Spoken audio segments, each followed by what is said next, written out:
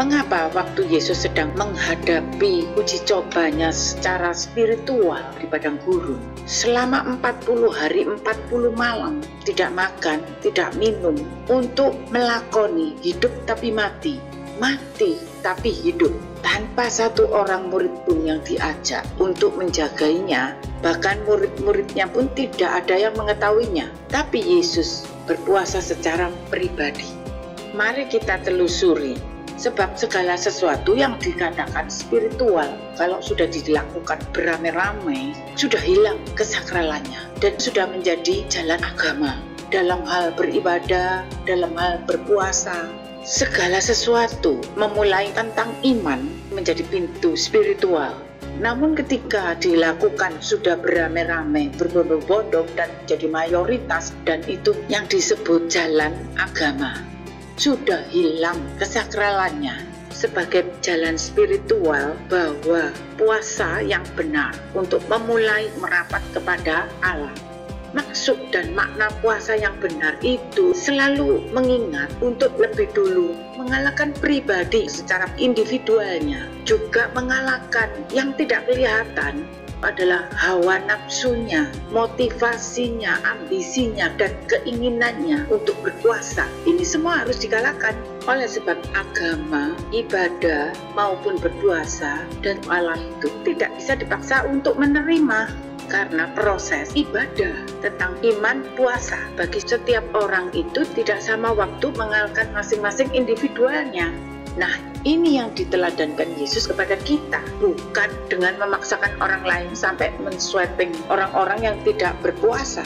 Sebab berpuasa itu bukan sekedar ibadah atau untuk diakui sebagai umat yang saleh, tapi tujuannya itu perjalanan spiritual untuk mendekatkan diri kepada Allah yang menciptanya. Meskipun tujuan dan maksud berpuasa itu baik, tapi jadi kehilangan sumber aslinya, kemudian dipercaya untuk dijadikan teladan yang benar. Jadi kehilangan teladan yang asli si penerima pewahyuan itu. Terlebih lagi yang dijadikan teladan untuk melakukan ibadah dan puasa untuk tujuan spiritual itu pun mereka sendiri belum mengalami perjalanan Isra Mi'raj secara pribadi, tapi berani memaksakan untuk menjadi saksi dalam hal spiritual karena dianggap Allah itu tidak hidup, sehingga jadi berani. Mengapa ketika orang-orang terpanggil untuk terjadi iman menuju kepada hal spiritual kok bisa tersesatkan? Nah, terus membentuk agama menjadi stempel jalan spiritual yang dibenarkan oleh dunia. Mari kita telusuri. Ketika perjalanan spiritual itu terbukti menjadi salah atau tidak menjangkau hal spiritnya, tidak ada pengakuan, tidak bertobat bahwa dirinya itu mencuri, tapi menyalahkan narasumbernya yang dengan diam-diam dia tiru. Ketika tertangkap bahwa ada kesalahan dalam teladan yang diakui, bahkan sudah terlanjur disugestikan sebagai penerima wahyu secara pribadi. Jadi sumbernya yang dipersalahkan. Setelah Abraham menerima misi secara pribadi, Abraham bisa mengalami Isra Mi'rajnya itu secara spiritual. Tapi ketika sebagai bapak orang beriman sudah rame-rame agama itu terbentuk, itu jadi tidak lagi sakral. Karena pada waktu ada dua saja manusia di bumi ini sudah saling iri dan membunuh. Tapi dirinya dia tidak menyadari, yang tahu itu Allah. Seperti Kain, dia tidak sadar sedang iri dengan adiknya. Nah, itu hanya dua manusia saja. Bentuk spiritual melalui dasar agama, ya itu ditunggangi seperti yang sudah pernah saya bagikan di dalam wahyu tentang 4 kuda-kuda yang dilepaskan. Itu hasil dari orang-orang pelaku spiritual sejak zaman Abraham. Terlahirkan kuda putih, kuda hitam, kuda merah, kuda hijau kuning, bisa menjadi mayoritas, bisa menjadi global dan besar karena ada yang menunggangi melalui iman agama, yaitu kuda putih, melalui resesi ekonomi, melalui gebluk penyakit, melalui pemberontakan, kemudian penguasa menungganginya. 4 kuda-kuda ini sebelum akhir zaman sudah dilepas dan meraih sukses, dan ada nabinya yang mengarahkan untuk sukses menunggangi kuda-kuda itu. Tidak ada yang mencegah. Sebab Roh Kudus, yaitu Sang Hyang Nur Cahyo Neningruwono, belum terjadi manunggalnya di dalam manusia baru, sehingga tidak ada yang mencegah kuda-kuda itu, karena tidak ada yang membongkar atau menerangi, menangkap pemahaman yang salah itu. Tetapi perhatikan, di akhir zaman sekarang ini, semua yang hendak menunggangi hal-hal tersebut tidak bisa sukses karena ada yang mencegahnya. Terang gamblang itu sudah datang, jadi konangan rencananya itu. Nabinya sudah tidak sakti lagi, tidak memahami tentang yang mempunyai otoritas adalah firman hidup disertai terang Roh Kudus yang beracara. Jadi komplit. Meskipun peran 4 kuda-kuda itu mempunyai kehidupan yang disertai kuasa dari Allah, namun perannya itu tidak diberkenan, hanya hidup berguna untuk menjadi tunggangan bagi perkara kejahatan di dunia ini.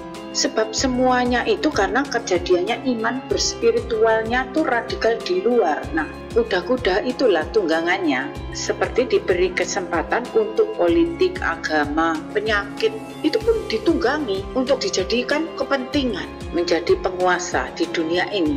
Baca di dalam kitab Zakaria 6 ayat yang ke-1 sampai ke-8. Aku melayangkan mataku pula, maka aku melihat tampak keluar 4 kereta dari antara 2 gunung. Adapun gunung-gunung itu adalah gunung-gunung tembaga. Kereta pertama ditarik oleh kuda merah, kereta kedua oleh kuda hitam, kereta ketiga oleh kuda putih, dan kereta keempat oleh kuda yang berbelang-belang dan berloreng-loreng. Berbicaralah aku kepada malaikat yang berbicara dengan aku itu. Apakah arti semuanya ini, Tuanku? Berbicaralah malaikat itu kepadaku. Semuanya ini keluar ke arah keempat mata angin, sesudah mereka menghadap kepada Tuhan seluruh bumi. Yang ditarik oleh kuda hitam itu keluar ke tanah utara. Yang putih itu keluar ke arah barat, yang berbelang-belang itu keluar ke tanah selatan, dan yang merah itu keluar, gelisah untuk pergi, hendak menjelajahi bumi. Lalu berkatalah ia, "Pergilah, jelajahilah bumi." Maka mereka menjelajahi bumi. Kemudian berteriaklah ia kepadaku, "Lihat, mereka yang keluar ke tanah utara itu akan menenteramkan rohku di tanah utara." Wahyu penglihatan yang diterima oleh Zakaria ini karena menangkapnya itu kesalahpahaman umat beriman ketika memasuki perkara spiritual, ditangkap secara arti kehidupan fana yang realita untuk terjadi logika dari pengetahuan dan hikmat dunia, sehingga terlahirnya 4 kuda-kuda ini. Dan ini di perjanjian lama belum ditunggangi, tapi setelah para rasul, yaitu Rasul Yohanes, sudah manunggaling di dalam sabdo, yaitu firman hidup di dalamnya. Jadi wahyu itu kemudian tertangkap oleh Rasul Yohanes tentang kuda-kuda ini. Semua sudah ada yang menunggangi, tapi pemahaman secara rohnya belum gamblang oleh Rasul Yohanes. Baca di dalam kitab Wahyu 6 ayat 5 sampai 8. Maka aku melihat anak domba itu membuka yang pertama dari ke-7 meterai itu.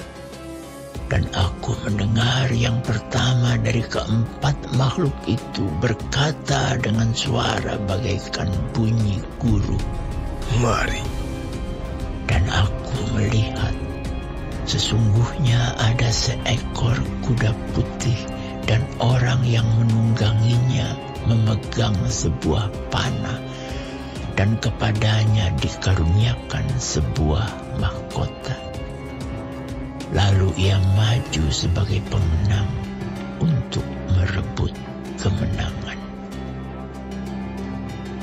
Dan ketika anak domba itu membuka meterai yang kedua, aku mendengar makhluk yang kedua berkata, "Mari." muncullah seekor kuda lain, seekor kuda merah padam, dan orang yang menungganginya dikaruniakan kuasa untuk mengambil damai sejahtera dari atas bumi, sehingga mereka saling membunuh, dan kepadanya dikaruniakan sebilah pedang yang besar. Dan ketika anak domba itu membuka meterai yang ketiga, aku mendengar makhluk yang ketiga berkata, "Mari." Dan aku melihat, sesungguhnya ada seekor kuda hitam, dan orang yang menungganginya memegang sebuah timbangan di tangannya.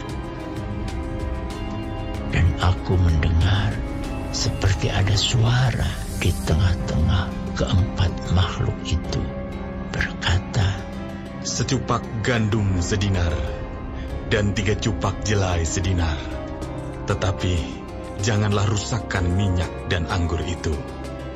Dan ketika anak domba itu membuka meterai yang keempat, aku mendengar suara makhluk yang keempat berkata, "Mari." Dan aku melihat, sesungguhnya ada seekor kuda hijau kuning, dan orang yang menungganginya bernama Maut, dan kerajaan Maut mengikutinya. Dan kepada mereka diberikan kuasa atas 1/4 dari bumi untuk membunuh dengan pedang, dan dengan kelaparan dan sampar, dan dengan binatang-binatang buas yang di bumi. Jadi pada waktu wahyu itu keluar di dalam kitab perjanjian itu seperti terjadi penggenapan. Tapi yang diadakan oleh manusia, oleh pakarnya, yang sudah menjadi ahlinya, bukan Tuhan yang menggenapi. Ditunggangi untuk kepentingan dalangnya. Itu yang menggenapi ya memang manusia. Ketika para ahli itu melihat para nabi menerima pewahyuan, maka digenapi oleh mereka yang sudah menjadi ahlinya, ditunggangi, dijadikan kepentingan. Nah, pada waktu janji untuk Roh Kudus datang, mereka yang menerima pewahyuan ini disembunyikan sampai menjadi pemahamannya dewasa, yaitu terang gamblang. Baru keluar seperti ibu yang melahirkan bayi Satrio Piningit itu sampai dididik dasar berpuasa yang benar. Sebagai proses menahan diri, menahan ucapan, rahasia ilahi yang disimpannya tidak akan keluar sebelum timingnya menjadi selaras dengan kehendak dan rencana Allah Bapa. Maka ini pentingnya menjadikan dasar puasa yang benar. Seperti seorang bayi yang dilahirkan harus dipingit dan disembunyikan di tahta Allah itu, menjadi wadah berbagai pemahaman tentang Allah sampai menjadi akurat sehingga bisa tahan dalam hal menyimpan perkataan, jadi bisa dipercaya sebagai ketaatan dan tahan uji, menahan, tidak dijadikan instan untuk menjadi selaras dengan timing Allah Bapa yang diizinkan oleh Allah. Apapun di tangan manusia di dunia itu mulanya terlahir sebagai manusia, hanya 2 orang saja sudah terjadi iri dan pembunuhan, yaitu Kain dan Habil. Bahkan setelah menjadi bangsa umat pilihan Israel dan Yehuda, perang Baratayuda terpecah karena hal yang sama. Terlebih kejamnya lagi terhadap manusia dan terhadap Allah setelah terbentuknya atas nama agama apapun demi Allah yang menjadi landasan kebenarannya itu mencuri, membunuh sesama manusia. Perang Baratayuda dipahami sebagai martir. Maka itulah salah satu kuda-kuda yang ditunggangi oleh pemahaman yang salah. Sebab terlahirnya bukan dari Satria Piningit, orang-orang beriman yang mengaku sebagai utusan, tapi pengalamannya itu adalah mencuri dari pewahyuan orang lain sehingga tidak mempunyai citra roh suci dan tidak selaras dengan kehendak dan rencana dalam roh dan kebenaran. Radikalnya keluar, itu artinya martirnya menjadi wadah pelampiasan. Tentu saja jadi berlawanan tujuan kerajaan surga kekal. Sebab untuk inilah Yesus berkata, tentang kehendak Tuhan. Baca di dalam Yohanes 8 ayat 42 sampai 44. Kata Yesus kepada mereka, "Jikalau Allah adalah Bapamu, kamu akan mengasihi aku, sebab aku keluar dan datang dari Allah, dan aku datang bukan atas kehendakku sendiri, melainkan Dialah yang mengutus aku.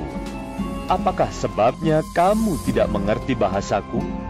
Sebab kamu tidak dapat menangkap firman-Ku. Iblislah yang menjadi bapamu, dan kamu ingin melakukan keinginan-keinginan bapamu. Ia adalah pembunuh manusia sejak semula, dan tidak hidup dalam kebenaran, sebab di dalam dia tidak ada kebenaran. Apabila ia berkata dusta, ia berkata atas kehendaknya sendiri, sebab ia adalah pendusta dan bapa segala dusta." Dari ayat ini kita bisa memahami siapakah Yesus itu sehingga dituhan-tuhankan. Yesus itu adalah kehendak dari Allah. Maka sampai dia menjadi manusia, supaya kita harus memahami tentang Yesus. Apa yang dikehendaki untuk kita lakukan. Apakah berarti bagian Tuhan yang kecil? Jadi seandainya kehendak saya ini, apakah berarti bagian saya yang kecil? Maka Yesus itu juga adalah Allah, tapi diwujudkan kehendaknya agar manusia bisa memahami kehendaknya supaya menjadi pelaku. Kalau seseorang itu hidupnya sudah terjadi persatuan di dalam firman, akan memahami bahwa Yesus itu adalah kehendak Allah yang diwujudkan di bumi ini. Karena manusia ini, jadi kalau yang pertama kriteria Allah Bapa itu adalah perintah Allah harus ditaati melalui hukum Taurat. Bagaimana seseorang itu bisa mengenal Allah kalau tidak mentaati hukum Taurat? Karena hukum Taurat itu harus sampai mati. Jadi sampai mati tidak mengenal Allah. Tetapi kriteria Yesus itu adalah kehendaknya yang harus dilaksanakan. Bagaimana seseorang itu bisa mengenal kehendak Allah kalau tidak terjadi manunggaling di dalam sabdo, persatuan di dalam firman. Maka hanya orang yang sudah menapak tilas di dalam jejak Yesus akan mengenal kehendak Yesus Bapa yang benar. Sedang kriteria Roh Kudus, rencananya itu harus dipahami untuk di akhir zaman sekarang ini. Maka inilah 3 kriterianya itu hidup satu di dalam Esa. Kita telusuri yang menjadi kriteria Allah di dalam Roh Kudus. Baca di dalam Yohanes 15 ayat 25 sampai 27. Tetapi firman yang ada tertulis dalam kitab Taurat mereka harus digenapi. Mereka membenci aku tanpa alasan. Jikalau penghibur yang akan kuutus dari Bapa datang, yaitu Roh kebenaran yang keluar dari Bapa, ia akan bersaksi tentang aku. Tetapi kamu juga harus bersaksi, karena kamu dari semula bersama-sama dengan aku. Nah, setelah terjadi manunggaling di dalam firman, kita di dalam Yesus, Yesus di dalam kita. Setelah itulah Yesus sabdonya itu menjanjikan Yesus yang memerintahkan Roh Kudus itu turun. Roh itu keluar dari Bapa. Nah, sebab Yesus pun keluar dari Bapa. Jadi inilah yang dikatakan sebagai Allah Trinity, Esa.